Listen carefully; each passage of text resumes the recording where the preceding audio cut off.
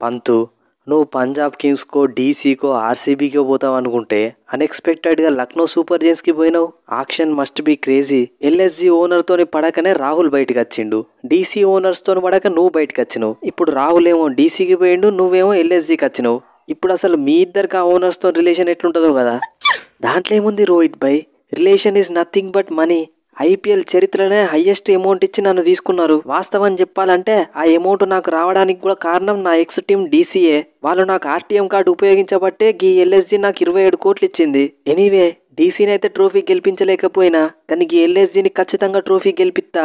మా టీం కూడా excellent set అయింది. టీం సెట్ అయిందా? ఏ యాంగిల్లో సెట్ అయినట్టు అనిపిస్తుంది పంతు నీకు? మీరు తీసుకున్నదే 6 ఫారెన్ ప్లేయర్సు, అలా పూరాను మిల్లరు తప్ప మిగిలిన 4 ఐపీఎల్ ఇంతవరకు చక్కగా ఆడలేదు. మీరు తీసుకున్న ఇండియన్ ప్లేయర్స్ కూడా అందరు యంగ్ ప్లేయర్సే. ఏంది ధోని భాయ్ అంత మాట అన్నావు? పూరాను మిల్లరు ఐపీఎల్లో ఎట్లా ఫినిష్ చేస్తారో ప్రపంచం మొత్తం తెలుసు. తర్వాత Mitchell Marsh one of the hard hitting player in the world. Power ప్లేల బ్యాటింగ్కి కనుక పంపిస్తే వట్టిగానే 6లు 4లు చంపుతాడు. మనం ఎంత కష్టపడ్డా డీసీని మాత్రం ట్రోఫీ గెలిపియలేకపోయినాం పంతు. కానీ ఎట్టి పరిస్థితులలో లక్నోని ట్రోఫీ గెలిపియాలి. ఇక నాకు తెలిసి ప్రస్తుతం మన టీంలో ఉన్న మెయిన్ ఆల్రౌండర్ని కూడా నేనే. బౌలింగ్లో కూడా పుల్లలు తీసుడే. మా మలక్పేట్ మక్రమ్ది కూడా కొద్దిగంత టైం బ్యాట్ నడుస్తుంది కానీ వన్స్ ఫామ్లకు వచ్చిండంటే హాఫ్ సెంచరీలు కొట్టుడు గ్యారంటీ. ఈ ఎస్ఆర్హెచ్ని సౌత్ ఆఫ్రికా 20లా వరుసగా 2 సార్లు ట్రోఫీ గెలిపించిన, అయినా కానీ కనీసం బేస్ ప్రైజ్కి కూడా నన్ను తీసుకోలేదు. ఎనీవే మళ్ళా పాత మక్రమ్ని బయటికి పట్టుకత్తా చూడుల్లి. ఏందివే పంతు, యాడెన్ మక్రము, షాబాజ్ అహ్మద్, అబ్దుల్ సమాద్ 3 ఎస్ఆర్హెచ్ ప్లేయర్లనే తీసుకున్నావు కదా. అంటే మా లెక్కనే మెల్లగా ఫైనల్కి వద్దామని ప్లాన్ ఎత్తే అల్లయింది. నీలాగా ఫైనల్కి వచ్చుడు కాదు, ఫైనల్ గెలుద్దామనే ప్లాన్ వేసినాం. అయినా కావ్యకు అవసరమైతే నిన్నైనా రిలీజ్ చేస్తుంది కానీ అబ్దుల్ సమాద్ని రిలీజ్ చేస్తుందని మాత్రం అస్సలు అనుకోలే. ఎనీవే మీరు తయారు చేసిన సమాధిని మేమెట్లా ఉపయోగించుకుంటామో చూడుల్లిగా. ఈ అవ్వ ఎస్ఆర్హెచ్ నన్ను రిలీజ్ చేస్తుందని అస్సలు ఎక్స్పెక్ట్ చేయలే.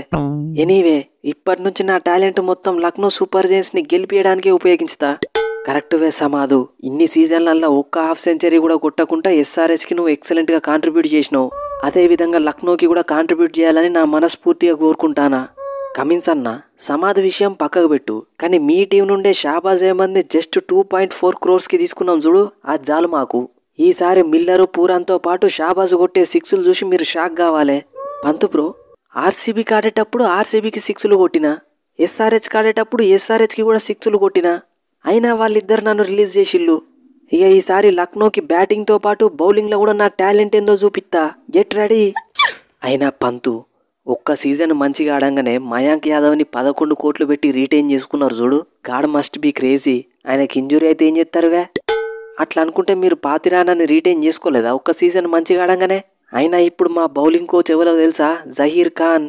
ఆర్సీబీ నుండి ఆకాశ్ దీపు, మా ఎక్స్ ప్లేయర్ ఆవేష్ ఖాన్, వట్టిగానే 150 kmph చేసే మా మయాంక్ యాదవ్. ఈసారి మా పేస్ బౌలింగ్ ని తట్టుకున్నాడు ఎవరి వల్ల కాదు, ఇట్స్ ఇంపాసిబుల్. ఆర్టికల్ కోసం నన్ను ఆర్ఆర్కి ఇచ్చిళ్ళు, తర్వాత ఒక్క సీజన్కే నా వాల్యూ ఏందో తెలుసుకున్నారు. ఇప్పుడు ఆక్షన్లో మళ్ళీ ఆల్మోస్ట్ 10 కోట్లు ఇచ్చి నన్ను తీసుకున్నారు. మళ్ళా లక్నో సూపర్ జైంట్స్ తరపున ఆవేష్ ఖాన్ ఆవేశం ఏందో చూపిస్తా. అదే ఆవేశు, నాకు కావాల్సింది కూడా ఆ ఫైరే. ఆల్రెడీ ఒకప్పుడు మన ఇద్దరం కలిసి ఢిల్లీ క్యాపిటల్స్కి ఆడినాం, ఇప్పుడు అటు తిరిగి ఇటు తిరిగి మళ్ళీ లక్నో సూపర్ జైంట్స్కి ఆడతాను. ఇక మనందరి లక్ష్యం ఒక్కటే. ఏంది పంతు, నువ్వు యువరాజ్ సింగ్ని కోచ్గా పట్టుకరమ్మంటే యువరాజ్ చౌదరి అనే ప్లేయర్ని తీసుకున్నారట కదా మీ ఎల్ఎస్జీ వాళ్ళు. ఏ అట్లా కాదు రోహిత్ భాయ్, నేను డీసీలు ఉన్నప్పుడు అన్న యువరాజ్ సింగ్ కోచ్గా వస్తే మంచిగా ఉంటుందని. అయినా ఇప్పుడు మేము తీసుకున్న యువరాజ్ చౌదరి ప్లేయర్ కూడా సేమ్ యువరాజ్ సింగ్ అన్న లెక్కనే left handed batsmen, spin bowling ఎత్తాడు, ఎక్సలెంట్గా 6లు చంపుతాడు. చూస్తారు కదా మీరే ఐపీఎల్లా. యంగ్ టాలెంట్ని గుర్తించి నన్ను ఎంకరేజ్ చేస్తున్నందుకు థ్యాంక్ యూ వెరీ మచ్. తొందరలోనే ఐపీఎల్లో ఇంకో యువరాజ్ని చూడబోతున్నారు. తమ్ముడు, నువ్వు యూవీ అన్నంత కాకపోయినా అలా సగం ఆడినా కానీ ఎక్కడికో పోతావు, మార్క్ మై వర్డ్స్. ఆక్షన్లో రాహుల్ని రిలీజ్ చేసిళ్ళు, నన్ను 21 కోట్లు ఇచ్చి రీటైన్ చేసుకున్నారు. ఇక నేనే కెప్టెన్ కావచ్చు అనుకున్నా, కానీ మళ్ళీ పంతును పట్టుకొచ్చిల్లంటే ఇక నేను వైస్ కెప్టెన్ అన్నట్టే. పూరాను బ్రో, ఐపీఎల్లో కెప్టెన్సీ చేసుడు అంటే ఇష్టం ఉన్నట్టు లాస్ట్లో వచ్చి 6లు కొట్టినంత ఈజీ కాదు.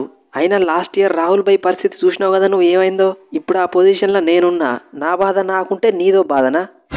ఆకాష్ తమ్ముడు, నిన్ను ఇన్ని సంవత్సరాలు ఎంకరేజ్ చేసి ఇట్లా రిలీజ్ చేసినావో లేదో టెస్ట్ మ్యాచ్లో ఎక్సలెంట్ పర్ఫార్మెన్స్ ఇచ్చినావు. ఇక కొంపదీసి నువ్వు కూడా ఇప్పుడు మేము రిలీజ్ చేయగానే ఎల్ఎస్జీ తరపున ఎక్సలెంట్ పర్ఫార్మెన్స్ ఇవ్వవు కదా. కోహ్లీ అన్న, మీరు నన్ను రిలీజ్ చేయగానే నా గ్రహాల మూమెంట్ స్టార్ట్ అయిపోయింది. చూసినావు కదా టెస్ట్ మ్యాచ్లే లాస్ట్లో వచ్చి 6-4 ఎట్లా చంపినో, బౌలింగ్లో వికెట్లు కూడా తీసిన. ఇప్పుడు ఎల్ఎస్జీ సైడ్ నుంచి కూడా గదే రిపీట్ చేస్తా. వాళ్ళు నా మీద ఎన్ని హోప్స్ పెట్టుకుంటే 8 కోట్లు ఇచ్చి తీసుకున్నారు. మిల్లర్ బాబాయ్, నిన్ను మాతో పాటు కొత్తగా వచ్చిన జీటీ టీం తీసుకోగానే నువ్వు వాళ్ళని ట్రోఫీ గెలిపించినావు. అదేవిధంగా ఇప్పుడు ఎల్ఎస్జీని కూడా గెలిపియాలి.